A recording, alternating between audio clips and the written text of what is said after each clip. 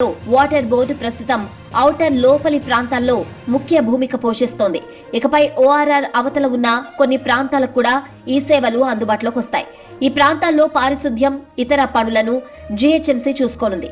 ఇప్పటికే విలీనమైన కార్పొరేషన్లు, మున్సిపాలిటీల కార్యాలయాలన్నీ జీహెచ్ఎంసీలో circle zonal కార్యాలయాలుగా మారాయి. ఇకపై అంతా ఒకే విధమైన జీహెచ్ఎంసీ తరహా పన్నుల విధానమే ఉంటుంది. విస్తరణ తరుణంలో జీహెచ్ఎంసీ మినీ తెలంగాణగా మారనుంది. జీహెచ్ఎంసీ పరిధిలో ప్రస్తుతం 1 కోటికి పైగా జనాభా ఉంది.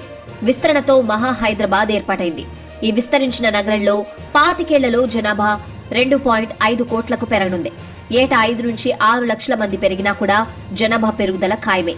అంటే రాష్ట్ర మొత్తం జనాభాలో దాదాపు సగం జీహెచ్ఎంసీ పరిధిలోనే ఉంటుంది. ప్రస్తుతం జీహెచ్ఎంసీ వార్షిక బడ్జెట్ 8,000 కోట్లు దాటగా విస్తరణతో 15,000 కోట్లు దాటే అవకాశాలున్నాయి. మొత్తంగా మహా హైదరాబాద్ రాబోయే 50 ఏళ్ల అవసరాలను తీర్చే సామర్థ్యం సొంతం చేసుకుంటుందని భావిస్తున్నారు. తద్వారా నివాసయోగ్య ప్రాంతాల విస్తీర్ణం కూడా పెరిగే అవకాశం ఉంది. భవిష్యత్ పారిశ్రామిక అవసరాలకు తగ్గట్లుగా ప్లాన్ చేయడానికి వీలుంటుంది.